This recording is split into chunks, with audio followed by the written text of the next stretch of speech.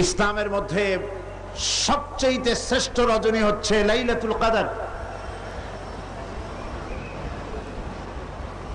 শবে বরাতকে লাইলাতুল কদরের সমপর্যায়ের নেওয়া গুমরাহি।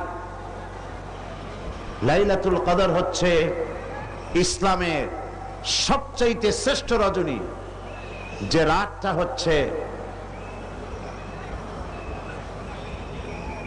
আল্লাহ পাকের কাছে অত্যন্ত পবিত্র, যে রাতটি হচ্ছে খায়রুম মিন আলফি শাহর, সেটা হচ্ছে লাইলাতুল কদর, লাইলাতুল মুবারক। আজকের রাত্রে একটি পবিত্র রাত। এ রাত্রে রাসূল সাল্লাল্লাহু আলাইহি সাল্লাম কবর জিয়ারত করেছেন, নফল ইবাদত করেছেন, কাঁদাকাটি করেছেন।